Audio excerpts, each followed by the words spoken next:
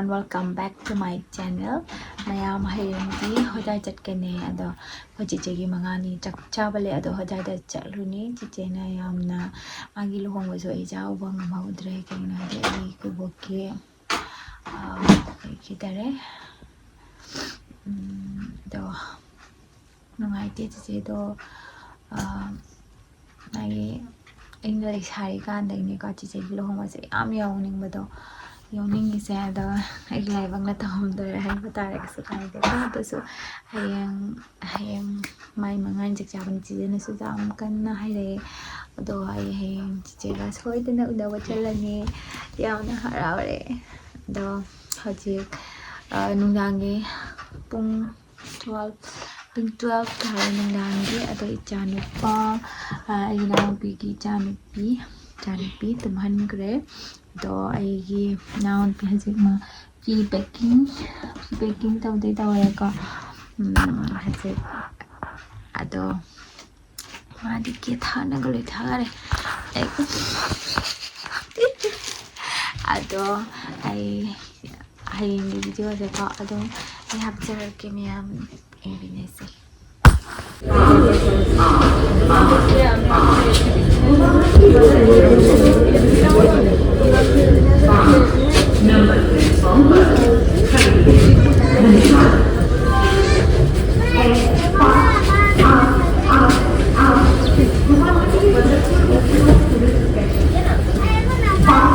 Canda.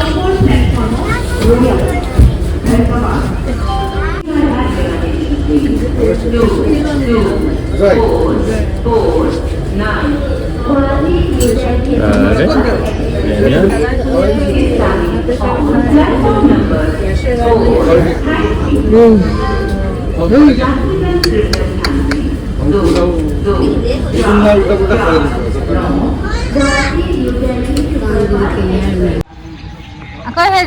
hajai station da lai ne ngahak angan sing ke ako hajai do gare bayang angan sing ngahak ke mang wa sang sa ta ne Daniel baca tu thôi du kena sa ba tik lebih hi to everyone hi everyone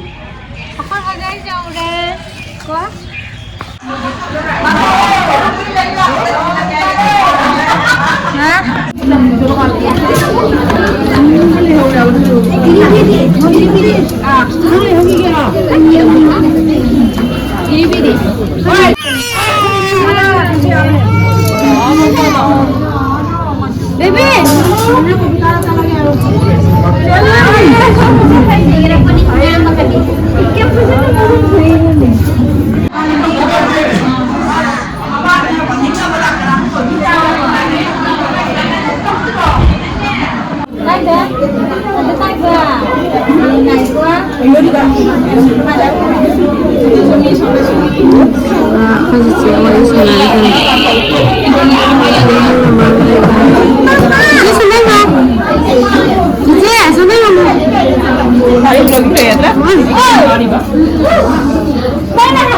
Baby, hello, baby. Hi everyone.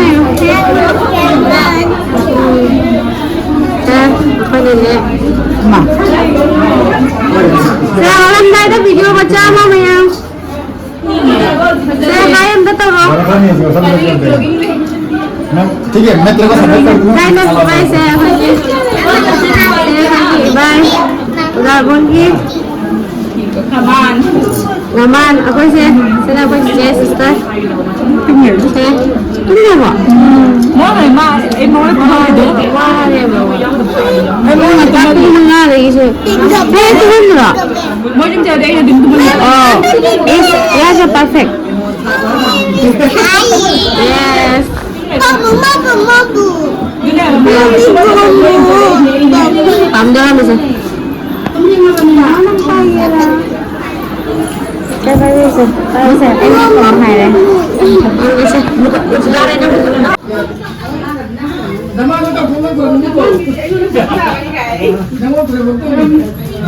Ngay mau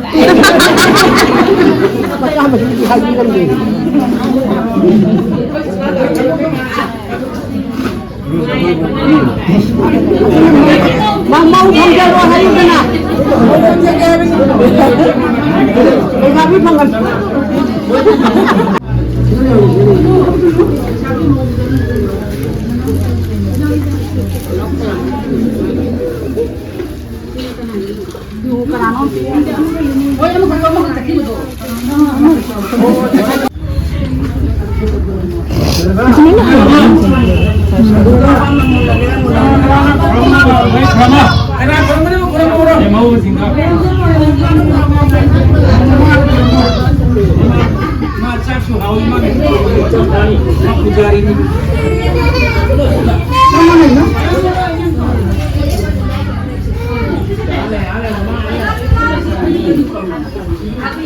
Chứ là hai lái dùng để thầy quyền đi mà.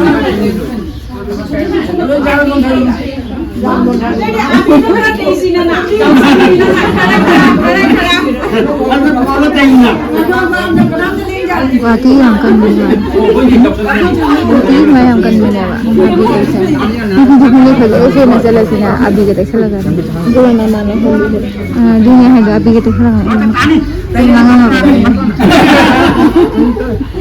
मैंने अभी के जो हज बना उसको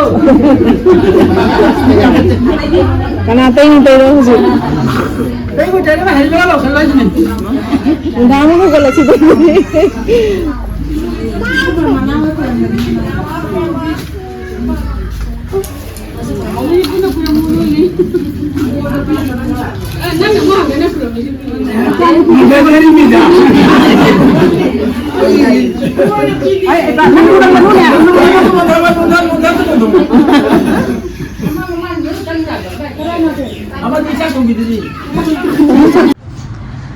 Maya makoy hadik chigi mga ni sa chate halay dong sidi mga ni cham from de bata khara do kren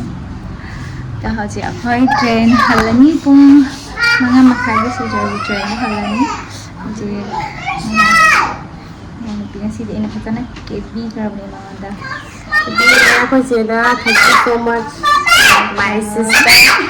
how Zabar mẹ, con chơi này cái mẹ.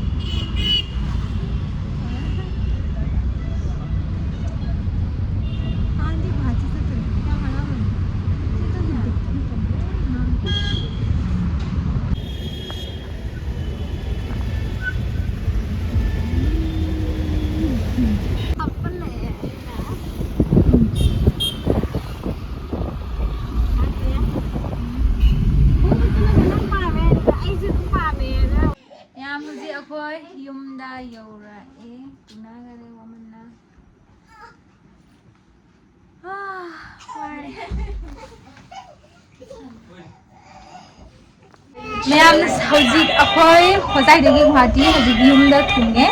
hojik akoy birthday party lay ichi matha ki ichi gi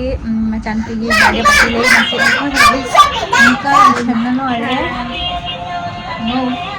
channel ore ada hojik akoy chatlu reke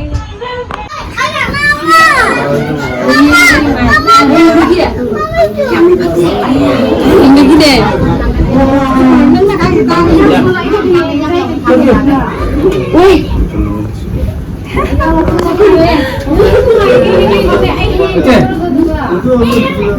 ini kan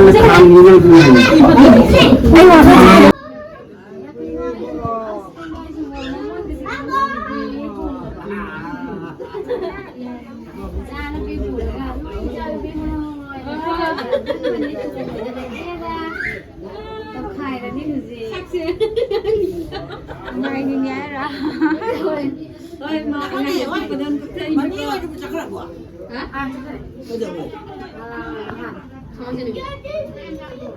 Chị Khương à, anh bảo rằng cái tiếng hoa là mà đều cứ cái đúng cái nó hà đâu nó này rồi, ngon cái mình phải nó bạn như này nó hà này rồi, ôi em có gì đây anh là cái đồ anh là cái đồ, cái này lấy rồi, tụi mình hay là tụi không bạn mỗi cái gì cái đó, cái gì vậy, cái này lấy rồi, cái gì tiền tiền cái này rồi, cái gì mà gì, sao thua mà này, nước cần đến đâu mà tiêu lên đâu nhỉ, nó cái nào lâu này, ai cho ai cái nào, ai cái gì thì thì coi một cái này là, ai cái coi cái, thằng nghề cái gì đó, Mayam ay birthday mafam dagi hala yang na birthday ga yawbaga ay ngamatre ado maramdi itano pa se hosai dagi wana hala bani journey tawra bani na ado do ma tuing manalore ma kapna ningai sawre yamna aduna ay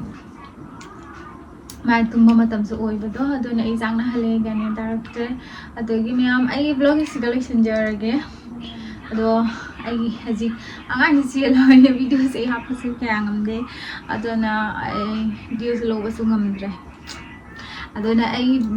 vlog sinunga bi batardi meam like and share subscribe to biramu adudagi mathang video damu thangnarasi bye bye